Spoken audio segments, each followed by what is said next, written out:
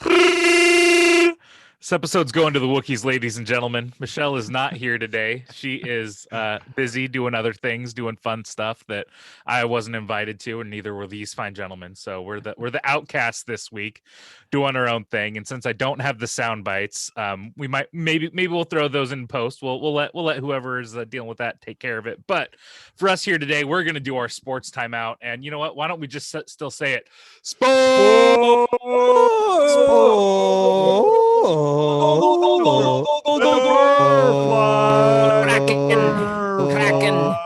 That's one thing we don't need a sound effect for. We got that, right? We got that in-house. We are the sound effect. We are the sound effects.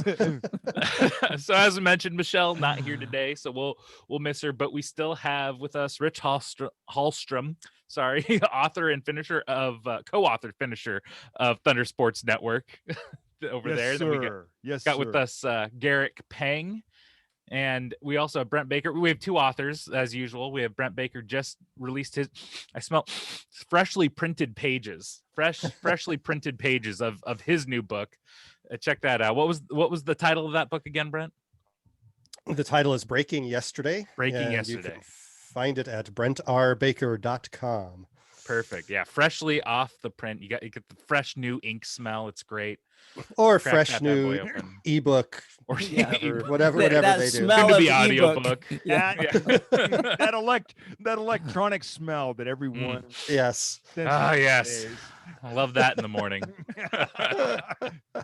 So we're gonna kick things off today. It is an interesting day today, and I think the thing that I want to talk about first, mostly because I'm tired of it. Because I'll just say right off the bat, I'm tired of the NFL becoming like the NBA, where the drama is what is encompassing the off season. I'm not here for that. I'm here for a lot of things. That's one thing I'm not here for. I want to get rid of that in today's NFL, but. We got all kinds of drama with Russell Wilson going on this week. We've heard lots of things. We've heard reports that the Seahawks are just as interested in moving Russell Wilson as Russell Wilson is in moving on, which what that means, I don't know. Russell Wilson said he wants, if he is traded, these are the teams he'll go to, but I don't want to trade. So how interested is he in moving? Where is that? I don't know. I still think it's a nothing burger. Nothing's going to happen this year. There's no good suitors, especially on the list that he gave. But we also have news that we have other quarterbacks that are really doing what they can to help the team and moving money down the field. In fact, the two quarterbacks that were in the Super Bowl this year in Tom Brady and Patrick Mahomes both have made some team-friendly moves in moving money down the road to give up to, I think Patrick Mahomes was $17 million in cap space that he gave back to his team. That his team, by the way, just released his two starting tackles that were integral in protecting him the last couple of years. So, you know, it really, in my opinion, I think it makes Russell Wilson look all the more the bad guy, which is not on brand for him. I got to think he's uncomfortable. I don't know. Rich, what are you thinking of the situation? Well, here's what I'm thinking. Mark Rodgers has overstepped his bounds, number one, and made Russell Wilson look like the bad guy when it's really Mark Rodgers going through the motions of a baseball agent trying to impersonate a football agent. And I'll say that until the day you put it on my tombstone. Mark Rodgers is Russell Wilson's biggest problem. Yeah, I think go ahead, Brent. What Russell Wilson has talked about wanting to win, that being his big deal. And if that's really the truth, then let's, in the past it has been that way, but if that's still the truth, then let's see it. His comments didn't specifically throw his offensive line under the bus. Oh, yes, they did. But yes, they did. They certainly could be interpreted to that. They could also be interpreted as throwing his offensive coordinator under the bus, even his receivers under the bus, or maybe all of the combination of all of the above. But if he wants a stronger offensive line, if he wants a stronger offensive line, it's going to take money. And if there's going to be money, especially in this year of lowered cap space, there's really only one place you can get it from, and that is from renegotiating your own big in-place deal to create that, because any kind of deal is going to leave the Seahawks right now holding $34 million for a quarterback that they wouldn't have on their roster, which is like, almost a quarter of their cap space. So that ain't happening. So there's things he can do, and I think he should do, both if he really wants to win and if he wants to repair his public image here.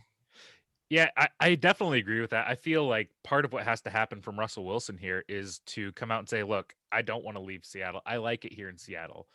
Stop with the whispers and the little, oh, maybe this, maybe that. I wouldn't want to go, but if I did, it'd be to these people. That it's subterfuge. Let's just get it out on the table. Say, hey, look, things have been rough, but I want to be in Seattle. I want to be here. Let's restructure this thing, get money to the team so that we can sign people we need. And if he doesn't do that, I don't see the Seahawks doing it because of the fact that he might try to force his way out with Mark Rodgers next year. And then the team would have a bigger hit down the road when he's not even on the team. Garrick? No, go ahead, Rich. And then I'll chime in after. Well, I was going to say the other mistake Mark Rodgers made was letting that list of 4 teams get out. That was a big thing. Garrick? He didn't let it get out. He put it out. Exactly. Well, and other agents have actually come out and criticized guys. him It's for that, the same. It's the same them. thing, guys. Same thing. Yeah. And I think, as Josh pointed out, Russ just needs to put this all to rest, and all will be good in Seattle. I mean, once he shuts it down, and as you've all pointed out, there's really no way that any kind of a deal can happen for the Seahawks, because it would put them in just too precarious of a situation cap space wise. So I want to bring up another question, guys. Sure. Is Russell Wilson handling this situation in a Christ-like manner? Since he's a follower of Christ and proclaims Christ, is he doing this in a Christ-like manner, conducting his personal business and his professional business in a Christ-like manner? Well, see, here's the thing. We don't know, because all we know is what Mark Rodgers is throwing out in the world. He's letting someone else handle his business in a poor way, in a difficult way. How is he handling this personally outside of just saying, well, I'm supposed to let my agent be my agent? We don't really know that, right? Well, this is the point. This is why I'm bringing this up, Josh, is that Mark Rodgers works for Russell Wilson. Russell Wilson doesn't work for Mark Rodgers. That's why I'm bringing in this question. I'm not trying to ambush Russell Wilson. I'm trying to put the spiritual aspect into this question. What do you think, Garrick? Well, I think, as with everyone, we all need to be judged based on our actions, right? And for Russell, as you pointed out, his actions are directly connected to his agent. And if he doesn't want his agent to present a view of him that is not consistent with who he is, then he needs to talk to his agent, or he needs to get a new agent.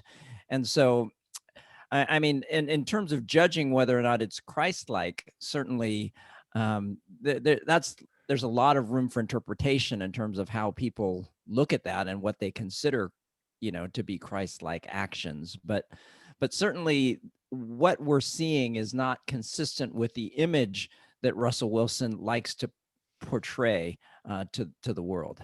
Josh? Yeah, no, I absolutely agree. And that's why I say he needs to come out, and him, not his camp, not his groupies over there. I need him to come out and say, look, I want to be with Seattle. I want to be here. Let's make this thing a thing, and that it's disheartening that we haven't so far. And, maybe there is a divorce coming down the road. I kind of felt last year that he didn't have that same humility. I mean, it's heartbreaking for me because, we've all been in Seattle, huge Russell Wilson supporters for years, as people say that, oh, he's not that good. Oh, he's a game manager. We've been his cheering squad. And right now, I think a lot of people in Seattle feeling a little bit like, what's going on here, man? And even the national media, there's some people, Colin Cowherd, which I think is part of Russell Wilson's camp, are saying things like, well, he's justified in this and that. But, when you see what other quarterbacks do around the league, it's hard to really defend him in that. And it leaves us all in a difficult situation. And it's one that I know we all would like to see resolved. I think I have issues with the whole passive aggressive approach to this, where it's perfect for Seattle. It's the last time Russell himself said anything publicly was, it was like almost 2 months ago. Mm-hmm. And, for a while, maybe sometimes you just need to let things roll, but this fire has just like been burning hotter and hotter for 2 months. And he does have the ability to either put it out or throw more gas on it. So from what happens now is really on him. As far as whether or not he's behaving in a Christ-like manner, it's hard to know what he's thinking or where his heart is. So, but I would say his actions to this point leave me feeling like those fall short of this. Yeah. And one other piece of information from the encyclopedia, I looked it up yesterday. Russell has not posted anything in a month on his YouTube channel, and he's pretty active on social media. Just want to throw that in there, guys. Yeah, and that's what I wanted to talk about this first. I wanted to get it out of the way because I am tired of the drama that is coming from this Russell Wilson thing. And again, I think it's much ado about nothing. Comes opening day, Russell Wilson suiting up in a Seahawks jersey. He's not going to the Bears, who have nothing to give for him in return. Heck He's no. not going to the Saints, who have to cut half of their players to even get below the cap line. He's not going to the Cowboys, who just signed a huge extension with Dak Prescott. They want their guy there, Dak Prescott. And he's not going to the Raiders, who have their guy in Carr, and not much that they are going to be able to give to you in a trade either. You have to get a franchise quarterback. If you're going to get a franchise quarterback, Russell Wilson looks bad at this. But I'm done. I say we move on. There's plenty of other things in the NFL All right, and other Josh, sports to talk about. So let's stop. I've been so annoyed this week listening to other sports radio. I'm like, everyone's just talking about Russell Wilson, this drama. I'm like, let's stop. There's other things happening. Stop. It's over. It's done. Interesting things this year, like this offseason is going to be an incredible offseason. I'll tell you what. I mean, we cut Carlos Dunlap. That gets us another 15 mil almost in cap space that we get here. We are having good players, solid players cut left and right from teams with the reduction of the cap in order to be able to re-sign other players and hopefully restructure their deals. And especially, we're seeing a lot of subtractions around the league on two places that should be a focus for the Seahawks in offensive and defensive lines. But you could get a bargain basement offensive lineman, some real good guys. Because you're gonna this cap $182.5 million right now. You can make those numbers move around, and guys are going to get different numbers than they expect. I think you're going to see that same thing, guys, at the running back position also. Chris Carson might not get his $10 million. Yeah. And I agree, because look, we had our first domino fall in the running back area here. We had Mark Ingram. He signed up for a 1-year deal. I think it was $2 million in base salary. I mean, it's a tiny deal. And that's the first domino to go in the running back room. People are expecting the only one to really make money will be maybe Aaron Jones, if he stays with the Packers, if they're willing to give him a big contract, and then maybe Chris Carson, because he's really the second best in the free agent class right now. But I don't think they're going to get that, guys. I mean, look at Carlos Dunlap, $14 million. We're going to cut him. I would not be surprised if he signs again with the Seahawks or another team for half of what that contract was. If he signs up again for maybe $7 million. Yeah, I think we're going to have a couple of really interesting off seasons, because I think due to the cap situation this year, you're going to see a lot of 1-year deals, because the operating theory is that the cap will probably have a nice big increase next year if we do have fans back and things are relatively close to normal.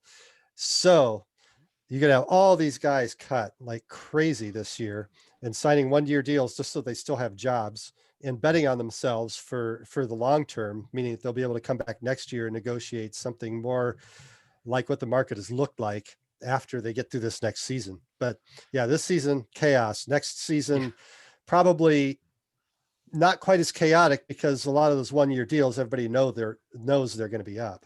Well, NFL is looking for the big mega TV deal down the road. And that's why Jerry Jones spent an hour and 45 minutes in his press conference announcing that Dak Prescott was returning to the Cowboys. Is he counting all the money on live TV? I guess so. Josh, an hour and 45 minutes to reintroduce your starting quarterback. A little bit of overkill. Well, he did miss most of the year. Yeah, well, and Jerry Jones, he's nothing if he's not a theater nerd, right? Like, he's always there creating theater in Dallas, and it's part of what makes him great, and it's part of the reason I think they haven't seen a Super Bowl in a long time. It's a little bit of both in there. There's certainly, if nothing else, you're going to get showmanship from Jerry Jones. And big congratulations to Dak Prescott, by the way, who's been a really good quarterback in this league. had an awful injury last year, but in a way, maybe it helped them because the Cowboys had to take a good hard look at what their roster looks like without a solid quarterback behind him. Without a solid quarterback there pushing him forward. So good on him. I think that he deserves this. I think that he'll be good. I do think that the Cowboys are gonna be struggling a little bit here, though, with the size of that contract. I think that we're gonna have to see a return to earth at some point with these quarterback contracts, with the way that we hear the stat over and over again. No team has won the Super Bowl in the modern Super Bowl era since we started, keeping track of all that, taking over 20% of the team's cap for one player. That just doesn't work mathematically for any player. Let's say you put that on your middle linebacker, who is the quarterback of your defense. If you put that on Khalil Mack, you're going to still have the same situation. Yeah. It's a numbers game. It's almost like people in the NFL don't know how to do basic math. Yeah. And that's why I think that we will eventually see that happen, and maybe not for a couple of years, because it seems like we're still getting big every year for the past 5-10 years. It seems like we get a new record-breaking historic deal for a quarterback every year, and that number keeps going up and up. I know the cap keeps going up and up, but you keep eating over 20% of your cap in one player. And look at what Tom Brady is doing. He hasn't made over 20% of it for a while. And look how many Super Bowls he has, because you have a quality player who you can build around and bring pieces in that he needs. Quality people. You don't just have to. That's the other thing. If you want to bring quality known pieces in that can help you win now, they cost money. You can bring in draft picks and you can take flyers on guys, but you don't know that that's going to work out. Brent? We talk about all the things that make a Hall of Fame caliber player.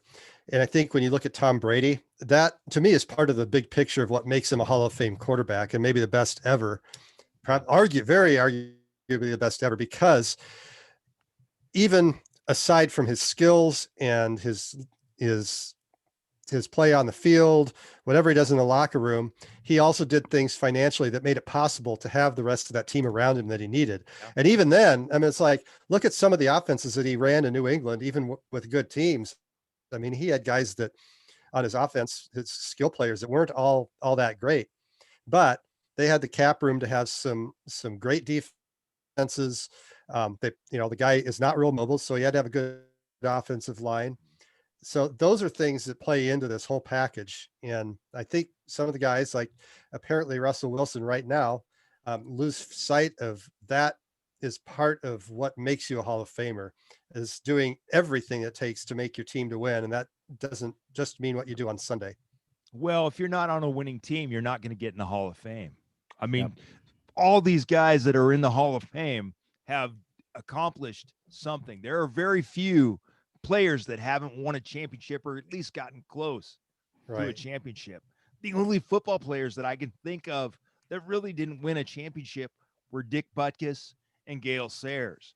Two examples of guys who didn't really get close to an NFL title or a Super Bowl, but were great players in their own right. But that's because they put up the special single numbers in their own accomplishments to warrant that.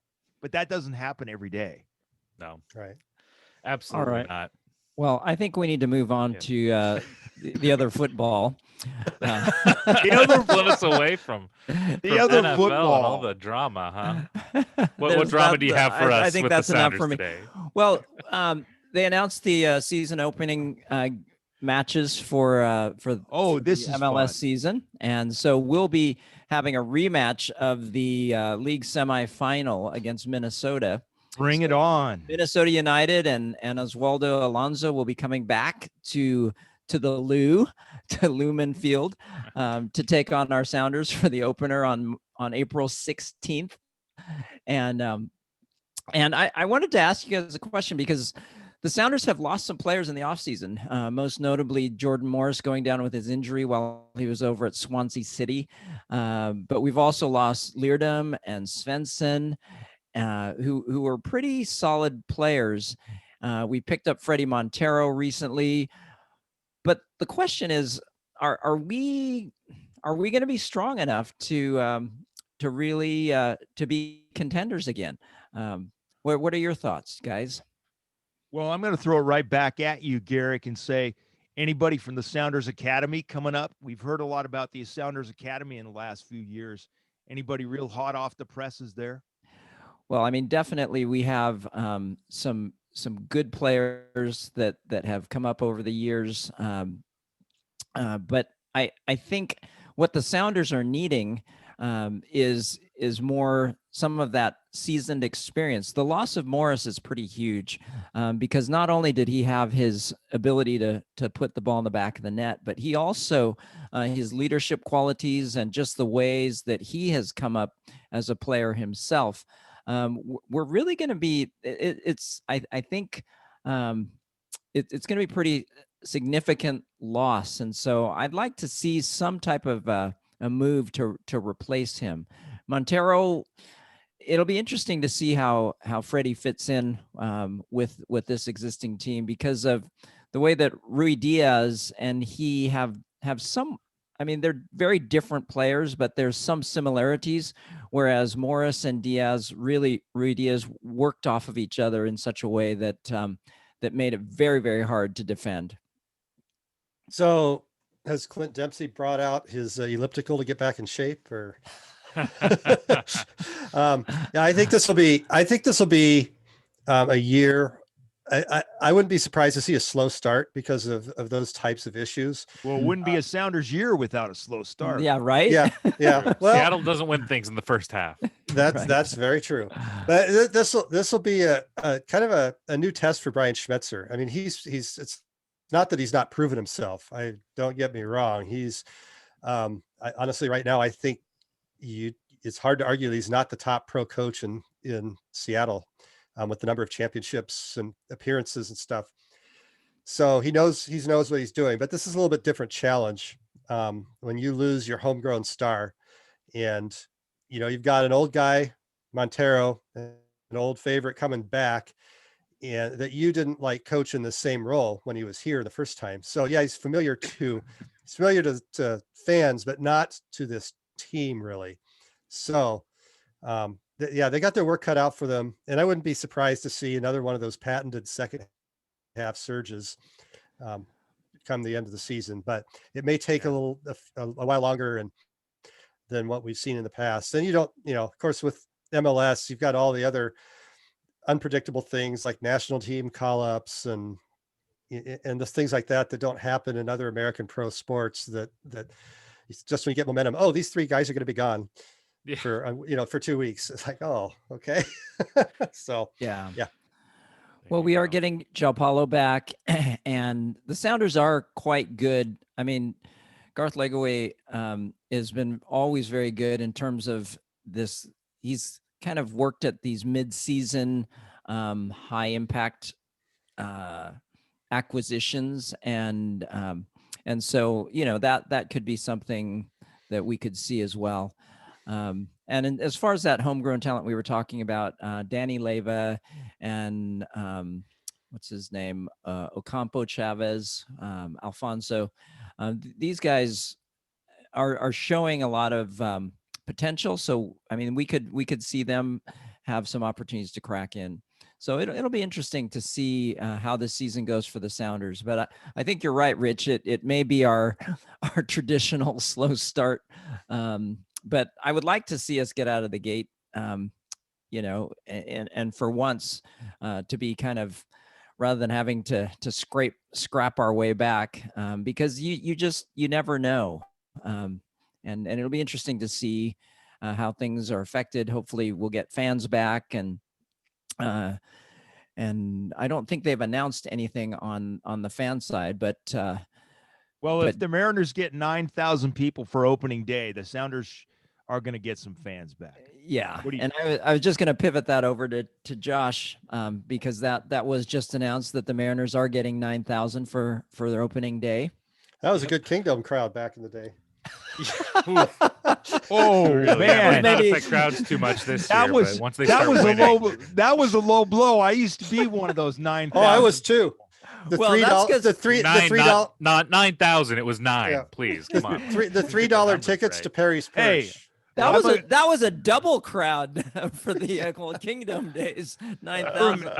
I remember Rupert Jones in center field. Oh yeah. Show you how Oh, yeah. far that goes back. There you go. Me too. Yeah. Me too. Going way back in the we day. got free tickets when we had a certain GPA to go to the Mariners games back then, and so that's how I went to my games. Well, I was in the Pepsi Junior Mariner Club too. So. Ooh. Wow. There You get the W there. Taking you back. Yeah. Well, Yeah, so let's How talk about about that- baseball. yeah, How you know about what, them guys? Mariners, Josh? I am so excited right now, and maybe I need someone to come in from. Maybe we need Chris the villain here to come in and stomp my hopes and dreams down a little bit. Because, man, I'll tell you what. Yeah, but he's living in the shadow of the Orioles though, so he doesn't have much. That's true. That's true. But I'm really excited for what we're seeing right now and what we're seeing out of spring training. One, it's great just to be able to listen to baseball again. Mhm. Like especially one of my favorite ways to listen to baseball, because I used to listen to it a lot, like when commuting, just have the game on, and when you're running around running errands and listening to it. It's fun to watch too, but it's just been great, and seeing the fans and hearing the fans, real fans, not pumped in. Man, it's got me so excited. That's one thing that's just, it's got me hyped. And now that we know people are going to be able to go to games in Seattle, I'm just so stoked. I want to get out there. I want to get my garlic fries and my corn dog and go watch a couple. But you know what? The players have really made this interesting. And this offseason, I know we kind of started it bumpy with some Mather comments, which were, I mean, he was rivaling Larry Scott as a bad bad actor in the sports realm.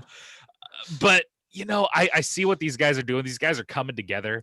But we do have a little bit of drama right now in our outfield discussions. It was expected at the beginning of the year that Jake Fraley and Jared Kelenic would be the ones kind of battling for that starting position out there in left field, where we have Kyle Lewis is locked down, rookie of the year. He's our center fielder. He was great. He was robbing balls left and right. Robbed a couple in spring training already. And Mitch Haniger coming back, who is legitimately like a 5-tool player. This guy can be a game changer, when he's healthy and if he comes back to form.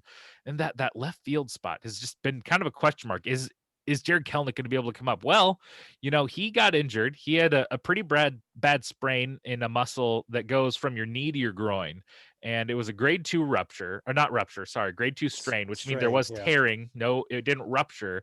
But that's something that, man, you got to take it easy with that guy, because you could ruin his career if he rushes back. In the meantime, though, someone who was almost an afterthought to a lot of people, also came over in the trade with Ty France, who, by the way, is batting over 600 right now in spring training. That guy can hit a ball. But Taylor Trammell has looked really good in the outfield. He's another top 100 candidate, and he looks like he might just run away with this job and be on the roster opening day in left field. And when asked about it, Jerry DiPoto actually said, yeah, he's in the running. He could be there to be that, because Jake Fraley hasn't showed much at the plate. Taylor Trammell has. He's shown some hustle out there in the field, and I'm getting unreasonably excited of what that can look like. What do you guys think that left field position is going to look like? And what do you think that drama is going to be with Jared Kelenic? Rich?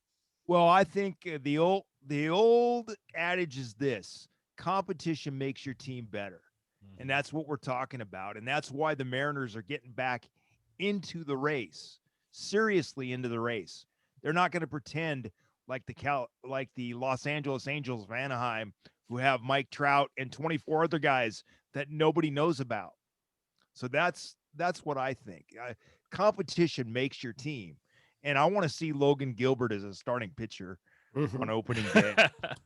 Yeah, that's going to be an interesting one too, because he had a couple of good outings here. He's showing good stuff, and he's definitely, in my opinion, he's the most polished prospect that the Mariners have right now. I mean, he's more polished than Kelenic, certainly. He's had more at-bats. He's come through college, so he's not a high school player that's coming up through the ranks. He looks good, and you got to wonder what that's going to mean for this rotation. We have a couple of guys that they're going to be there to start, right? Marco Gonzalez, he has to be there. Oh, yeah, Marco's got to be I misspoke there a second ago. Apologize, guys. Marco Gonzalez should be your number 1 on opening day, and then Logan Gilbert. Or James maybe Paxton. I don't. James Paxton really. I feel like he's got to slot into that number 2 slot, and you got other guys like Chris Flexen, who has had some really good outings here too, who dominated in Korean leagues last year. He is guaranteed to start just based on his contract alone. You got to see what he's got to give you there. You have Yusei Kikuchi, who this could be the last year on his deal. He has to show you if he has it or not. So you got to see what you have in him. Yep. If this is a guy that you want to take the extra years on his contract or not. So he's going to be there. And with a 6-man rotation, that leaves you with 2 spots at the end of that rotation, currently taken by Justin Dunn and Nick Margavicic. And Justin Dunn has shown improvement. His last outing in spring training was not as good. His first one looked a lot better, but he, from all accounts, had an amazing offseason, really went to work on his stuff. And he's a guy that you also got in as a top prospect that you're really wanting to get something out of in terms of being a starting pitcher. So, and Nick too showed a lot of promise last year, even though he wasn't the best. He's another guy that you think you have. What do you think is going to happen here if Logan Gilbert really can push for it and break camp as a starting position? Do you think he's going to beat out Justin Dunn or Nick Margavicic, or do you think they're going to bring him up later in the year for the back end of that rotation, replacing one of those guys? Garrick, I think Justin Dunn makes it because of the previous experience, and I would go with you, Josh. I think you're spot on with the rotation. Yeah.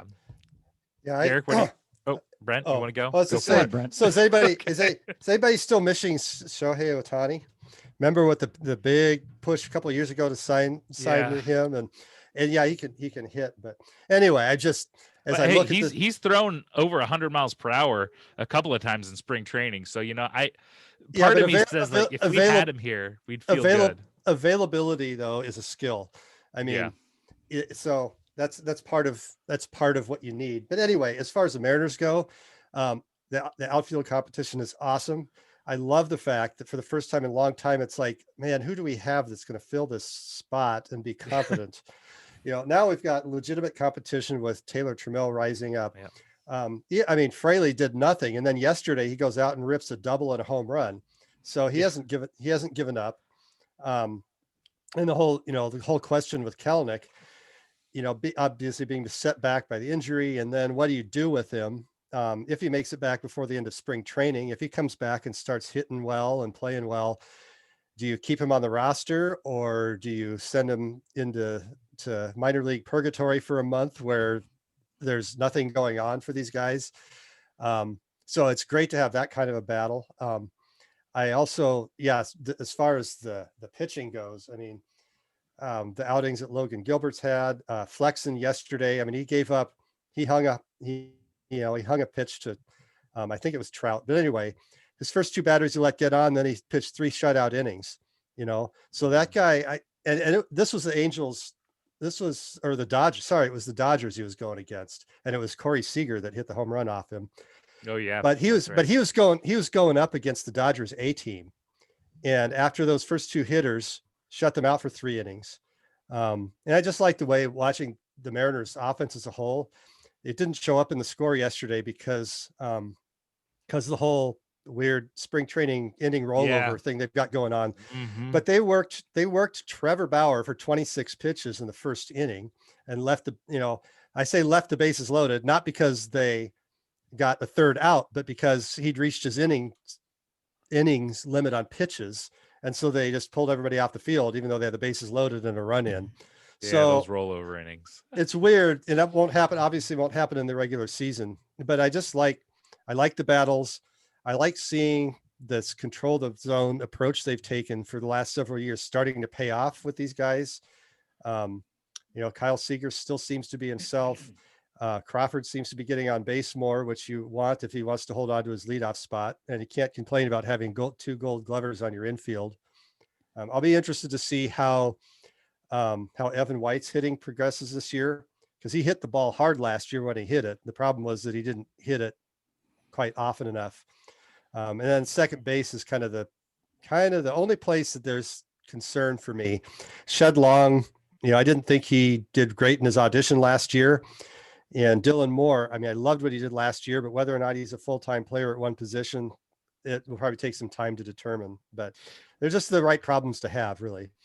Yeah, and you know what? I'm still up on Shed Long. We got some news this week. He's still working to coming back. Last year, almost the entirety of the year, he was dealing with a shin injury, and Yeah, he had that's a true. surgery in the off season to fix that up. And you know what? In terms of defense, I think he was still more than serviceable into defense, even while dealing with that injury. So I think that once he comes back and they give him another shot, the Mariners have said too, they still believe in him. They still believe that he has more to bring to the table than what they saw, and they want to be fair to him and the organization, make sure he's at 100% before he comes back. Same with Jared Kelenic. They said that as well. They want to make sure both their players are as close to 100% as possible before they see the field, which is good, right? If you rush people back from injuries, you risk the entirety of their career. They may get a bigger injury that they'll never be the same again. So I think that's the right approach to take. But you're right.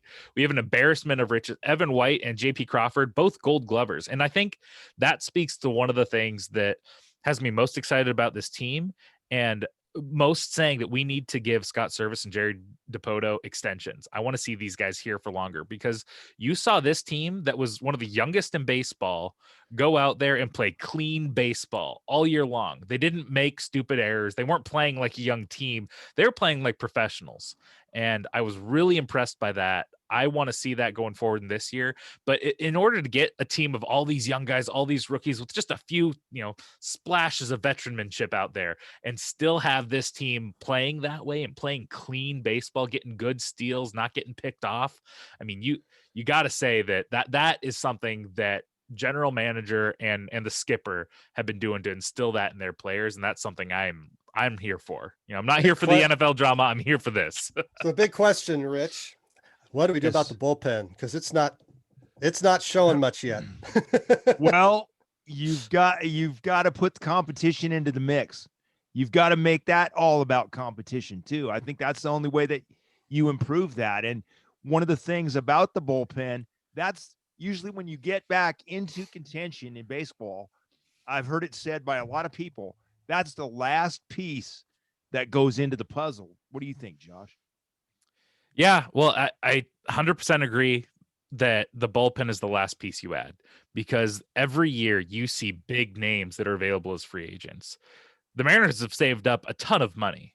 How much money have they been able to save over the last couple of years of this rebuild when, they're paying peanuts? The only big contract they have is Kyle Seager, who is up here soon. They'll have the money to spend. They'll have saved that money that they can go out, they can spend to get a couple good bullpen pieces. And you know what? They have a couple pieces still that look good. They have a couple pieces that I think they can build off of.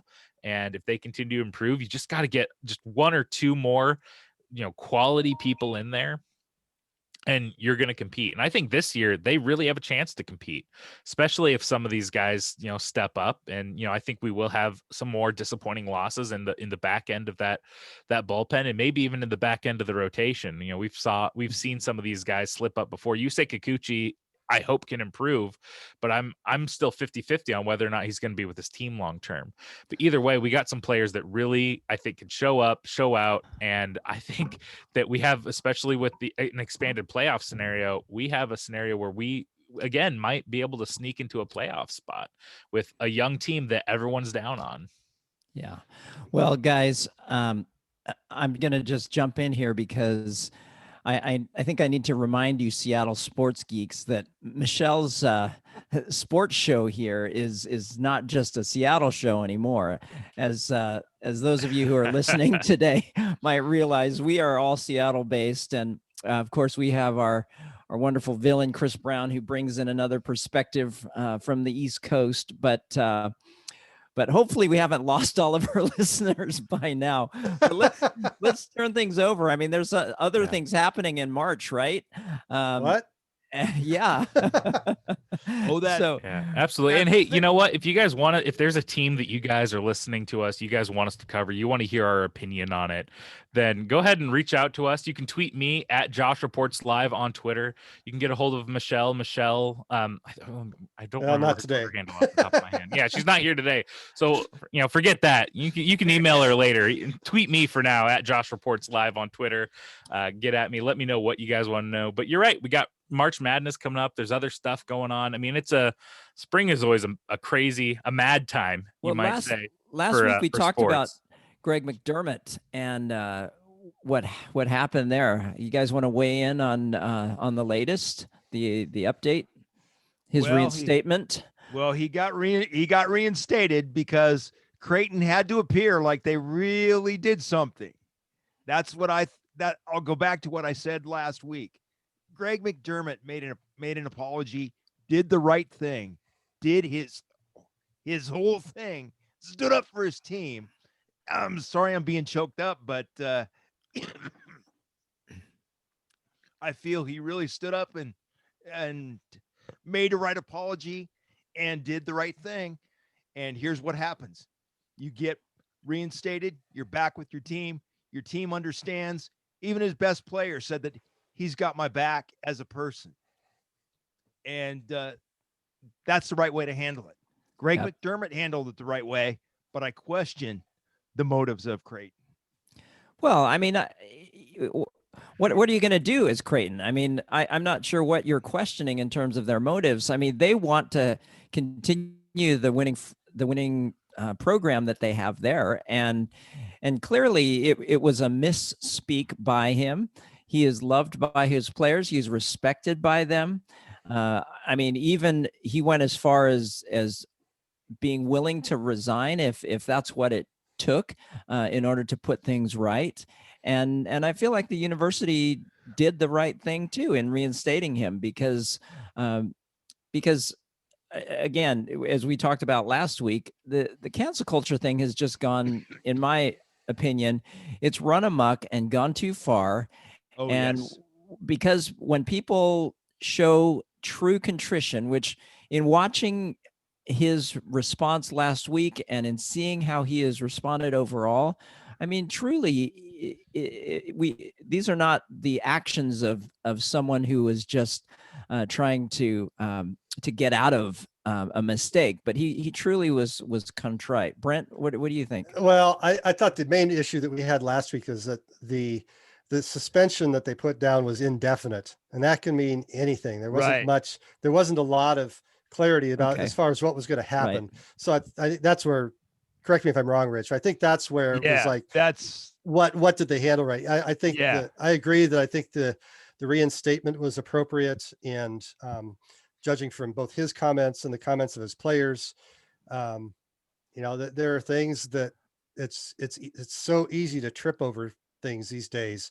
So many things that you find out have, cultural meanings to other people that it never even occurred to you to question. And so to have these career ending punishments for comments like that is just silly, as opposed to a situation like this where I think this encouraged more dialogue between coach and players, and they came out of it probably closer as a group than they were before.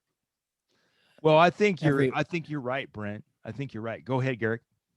No, just I think everybody's better for this, and that's what you want ultimately, especially when you have these university players who are young and they're trying to form their own opinions about life and how the world works, to show that there is a way to redeem situations and for everyone to grow from them. I mean, I think that just overall, this could not have probably turned out better than it has.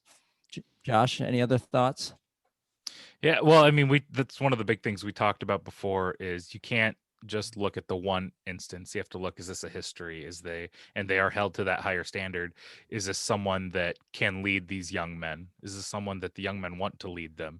Is this someone that can lead them in the right way and teach them how to, I mean, because we have to forget these are young men. These are people that are still, they're fresh out of high school in a lot of ways. And you need someone that can help them learn to be a man in a lot of ways. That coaches are more than just someone on the side telling you what to do for sports.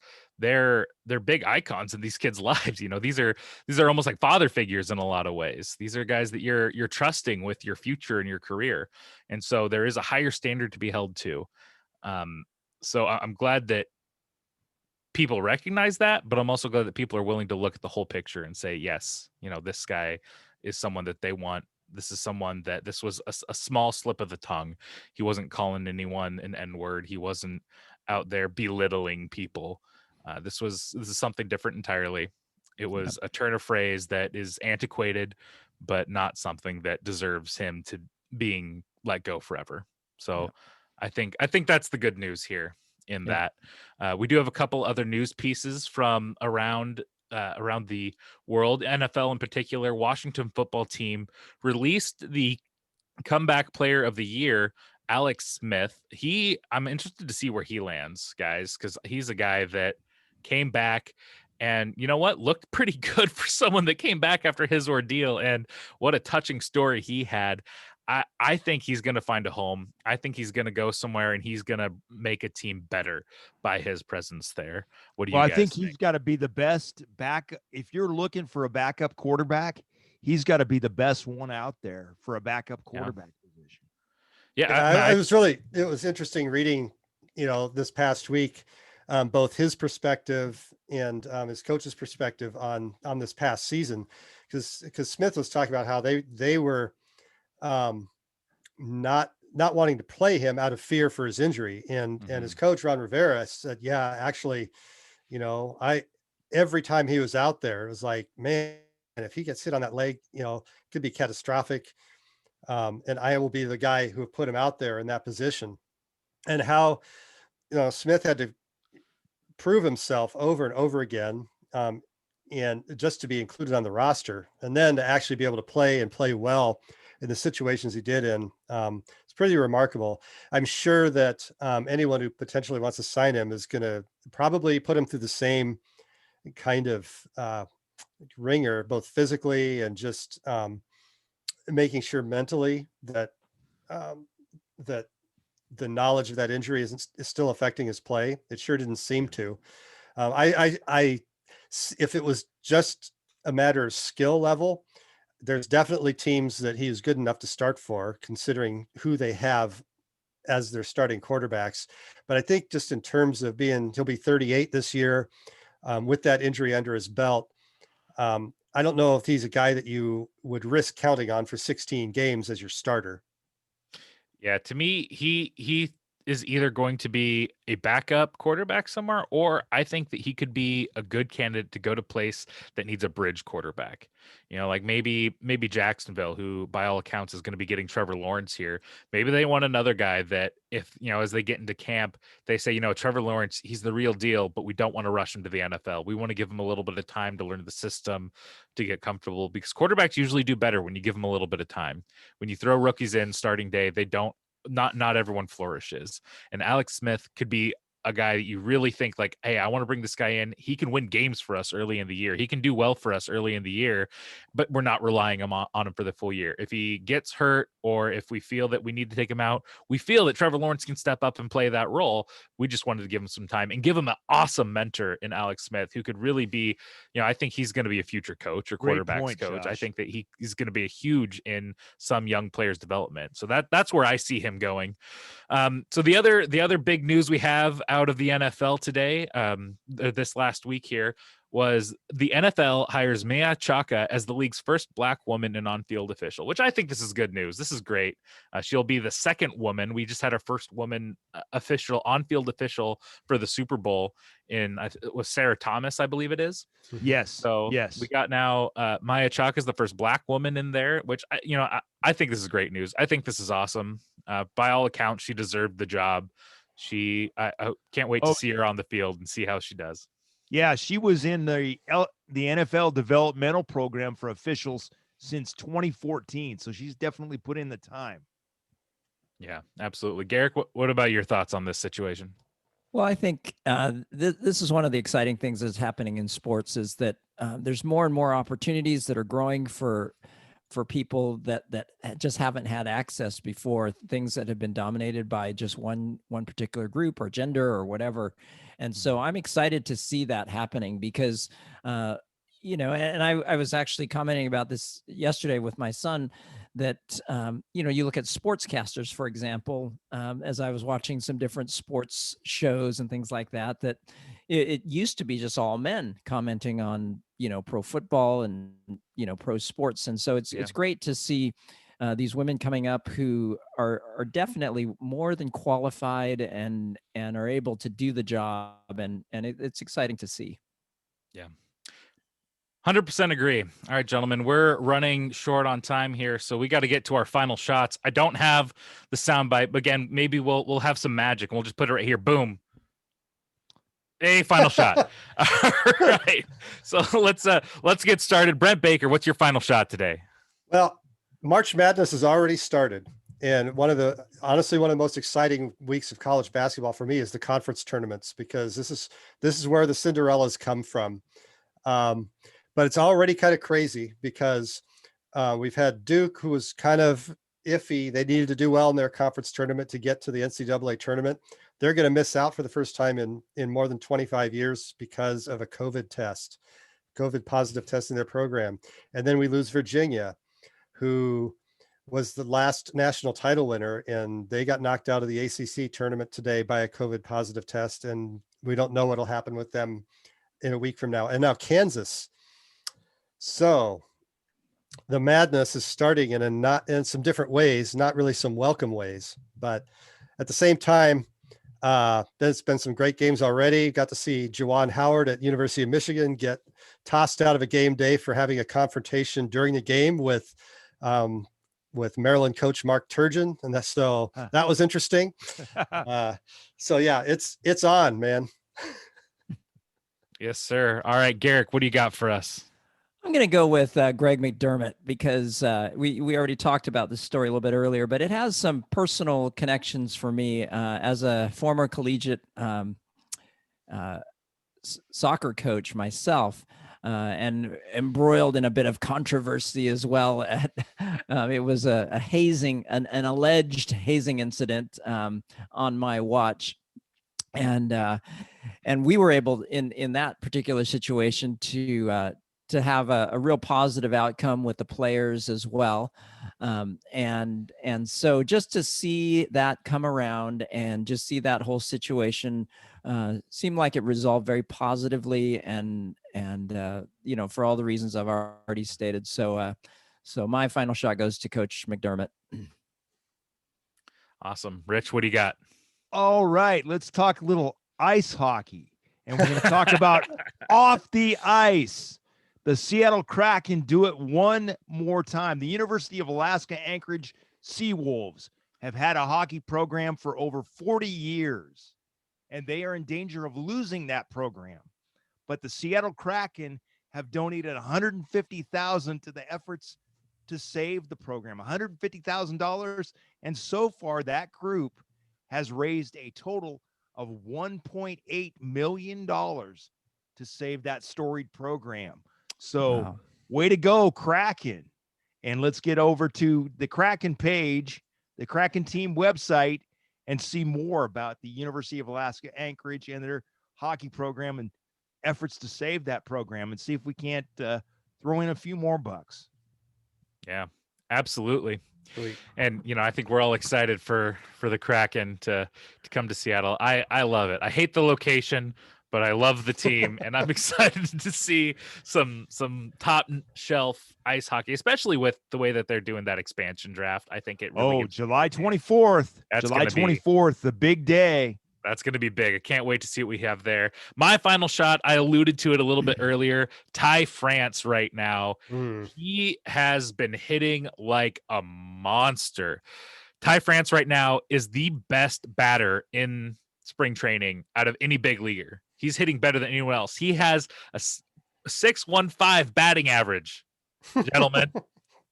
When's the last time you heard a number like that? That is ridiculous. Over 14 plate appearances. He has a 2.128 OPS, and he has 3 home runs, trailing only Joey Gallo of the Rangers, who has 5. And you know what? All of these hits are going for power. He's hitting double after double. I mean, this guy, and he looks to be cementing that DH position to open the field, and he's gonna get at bats to prove if he can really maintain. He's not going to maintain this clip. No one maintains this clip. No one maintains batting 600 over a season. But, this guy could be someone that hits in the mid 300s. We might see that from him. And he's shown that he's capable of it. He's capable of hitting for power. I'd like to see him in a cleanup spot with the Mariners this year and really give him a chance. We don't know his defense. From what I hear, he can stand at third base, which doesn't necessarily mean he's a Gold Glove presence over there. But you know what? He's got the kind of bat that you want to keep in your clubhouse. And I'm excited to see what he brings to the table this year. He's another one of those pieces that I say, man, I can't help but be a little bit excited for the season and what these young guys are going to bring to the table. Yeah. Edgar Martinez allegedly played third base for a few years too. So he's in good company there. Absolutely. All right, ladies and gentlemen, that's our show for today. Thank you guys. Again, we have Brent Baker. Go to www.brentbaker.com. BrentRBaker.com. Brent R Baker. Sorry, I forgot. We're pirates here. Brent R. Gar me matey. And then Pastor Garrick Pang. He's the chaplain of the pirate ship we got going here now. And encyclopedia Rich Hallstrom, our Mr. Sports here with us today. And I'm Josh McMillen. Catch us online, MyMichelleLive.com. We'll be posting this up later on all of our usual channels, and we should be back to normal next week with our usual host and the one who lets the dogs out and reins us in. Michelle Mendoza will be back with us. Y'all have a great weekend, and thanks for listening. Thank you. Thank you. Thank you. Hang on. Hang on. I got to stop the recording. Here we go. All right.